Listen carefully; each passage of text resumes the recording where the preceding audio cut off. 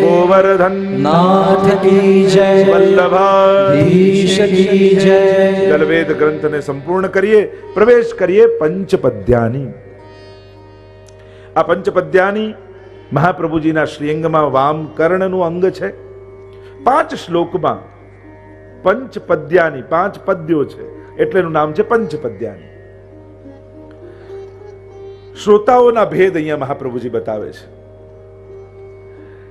પહેલા શ્લોકમાં ઉત્તમ અધિકાર વાળા પુષ્ટિ શ્રોતાના લક્ષણ છે. બીજા અને ત્રીજા શ્લોકમાં મધ્યમ અધિકાર વાળા પુષ્ટિ મર્યાદા શ્રોતાના લક્ષણ છે. અને ચોથા શ્લોકમાં હીન અધિકાર વાળા પુષ્ટિ પ્રવાહ શ્રોતાના લક્ષણ. અને 5મા શ્લોકમાં જે શુદ્ધ પુષ્ટિ માર્ગીય જીવ નથી પણ શરણાગત જીવ છે, અને શરણાગત જીવના લક્ષણ શ્રોતાના. એમ 5 શ્લોકમાં આ 5 લક્ષણો જુદા જુદા ભક્તોના બતાવવામાં આવે. 4 પ્રકારના ભક્તોના લક્ષણ, જે પુષ્ટિ પ્રવાહ મર્યાદા ભેદમાં વાત કરી હતી કે જેવો એનો ભાવ, જેવો અધિકાર, જેવું એનું સ્વરૂપ, એ પ્રકારે જ એને પ્રાપ્તિ થાય છે.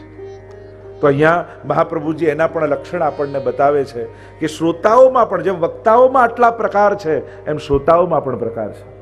ભાગવતજીમાં પણ જેમ શ્રોતાની ચર્ચા કરી છે, સુખદેવજી વક્તા છે તો મહારાજ પરીક્ષિત શ્રોતા છે, વ્યાસજી શ્રોતા છે, સૌનકજી શ્રોતા છે. જેટલી વક્તાની મહત્તા છે એટલી જ શ્રોતાઓની પણ મહત્તા છે.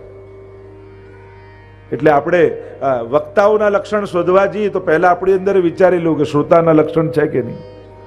આ તો અન્યોન્ય છે, પરસ્પર છે. તો અહીંયા શ્રી મહાપ્રભુજી બહુ સુંદર રીતે આપણને સમજાવે છે. થોડોક સાર તમને સમજાવી દો, પછી એકાદ શ્લોક લઈશું. જેમ આ જુદા જુદા પ્રકારના શ્રોતાઓની વાત કરી, એના લક્ષણો બતાવ્યા. ઉત્તમ અધિકાર હોય, મધ્યમ અધિકાર હોય, હીનાધિકાર હોય. તો પ્રથમ ઉત્તમાધિકારની લક્ષણ બતાવતા પહેલા શ્લોકમાં મહાપ્રભુજી આજ્ઞા કરે. આ ઉત્તમ શ્રોતા કેવો છે એના લક્ષણ બતાવ્યા.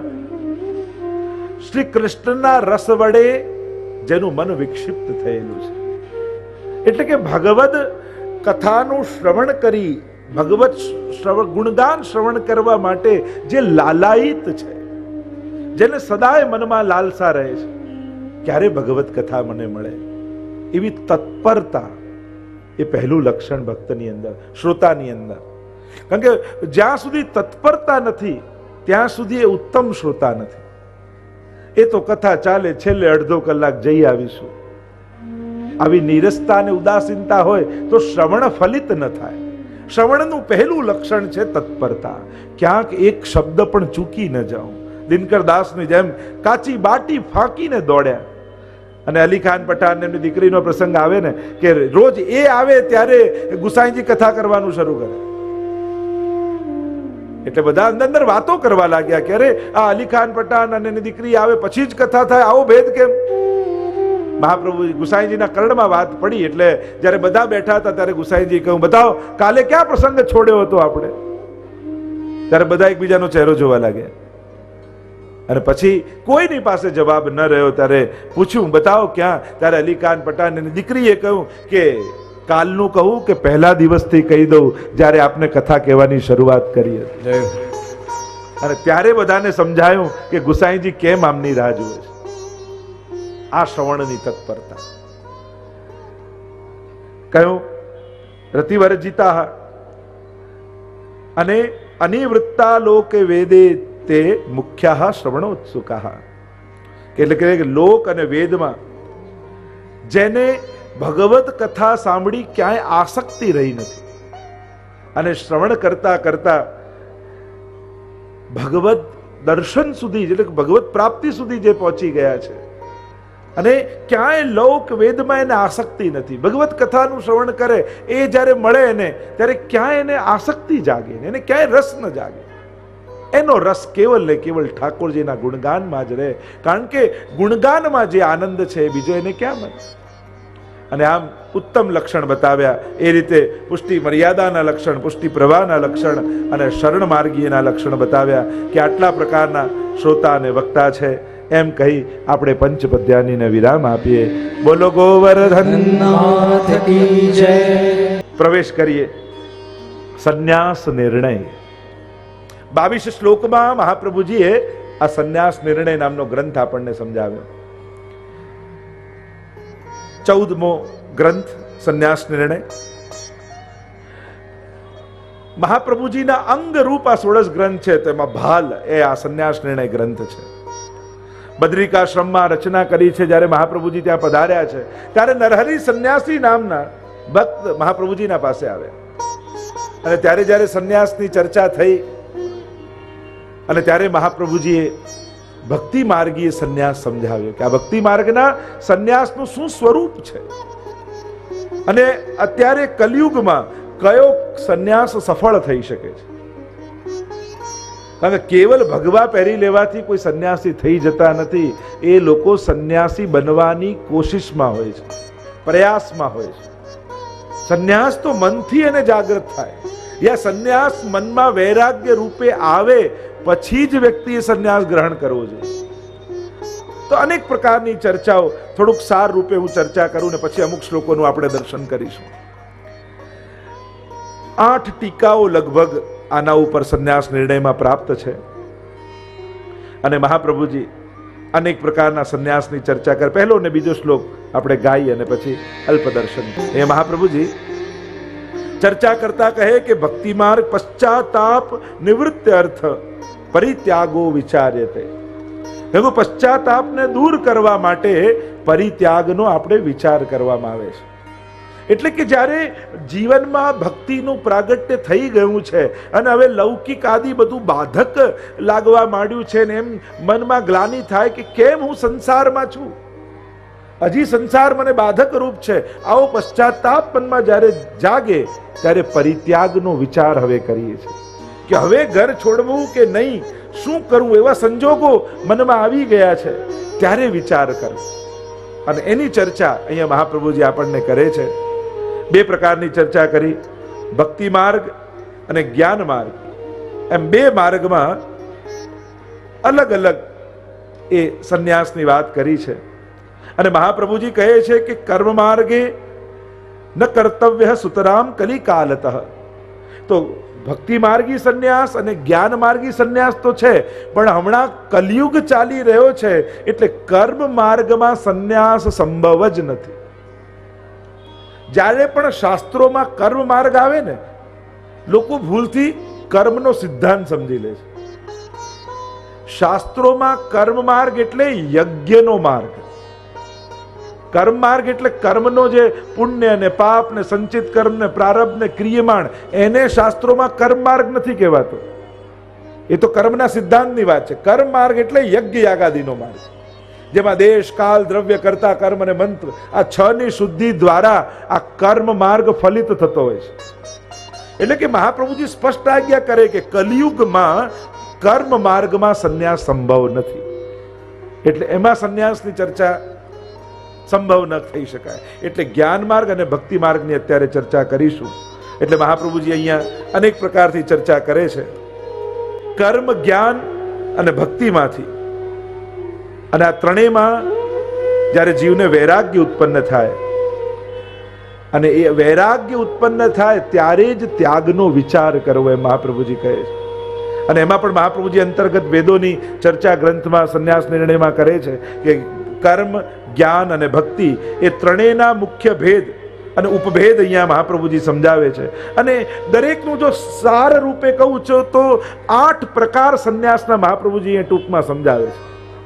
જો સીધી સાદી સરળ ભાષામાં સમજાવું, કારણ કે એક શ્લોકોમાં સમજવા જઈએ તો ઘણો સમય લાગશે, પણ સાર રૂપે સમજાવું તો સંન્યાસ નિર્ણય ગ્રંથમાં 8 પ્રકારના સંન્યાસની વાત છે. સૌથી પહેલા જે કર્મ માર્ગની વાત કરી, તો કર્મ માર્ગીય સંન્યાસ એટલે કે જ્યારે વૈરાગ્ય ઉત્પન્ન થયો યજ્ઞ આદિ કરતા કરતા, તો 2 પ્રકારની સંન્યાસની વાત કરી. તો કર્મ માર્ગનો સંન્યાસ જો લેવો જ છે ને જાગ્યો જ છે તો કર્મ માર્ગમાં 2 પ્રકારનો સંન્યાસ જે કલિયુગમાં અત્યારે સંભવ નથી, એ મહાપ્રભુજી કહે કે એક કર્મ ફળના ત્યાગ રૂપ સંન્યાસ. આ કર્મ માર્ગી યજ્ઞ આદિ કરનાર, કારણ કે પંચ યજ્ઞ પણ બતાવ્યા, ગૃહસ્થીના એટલે કર્મ માર્ગી તો ગ્રહસ્થમાં રહેનારો હોય, અને ગ્રહસ્થમાં રહે તો જ એને ઘી પદાર્થ આ બધા સાધનો એને મળે. જો ઘરમાં છોડી દે ને વનમાં જ જતો રહે ને જેમાં કાંઈ જ ન હોય ઘર આદિ, તો આ કર્મ માર્ગ સફળ જ ન થાય, સંભવ જ નથી યજ્ઞ આદિનો માર્ગ. તો એના માટે સંન્યાસ શું કે કર્મ ફળનો એને ત્યાગ કરી દેવો. એટલે કે જે કાંઈ પણ યજ્ઞ આદિ કરું છું, કારણ કે યજ્ઞો સકામ છે, વેદો સકામ છે, એટલે તું નૈસ્ત્રૈગુણ્ય ભવા અર્જુન. વેદો પણ સત્વરજ અને તમ આદિના ઉપદેશો કરનારા છે. તું આ ત્રણેયથી પર થા. અને એટલા માટે એનો સંન્યાસ શું તો કે ફળની ઈચ્છા છોડી દેવી, એ જ એનો સંન્યાસ.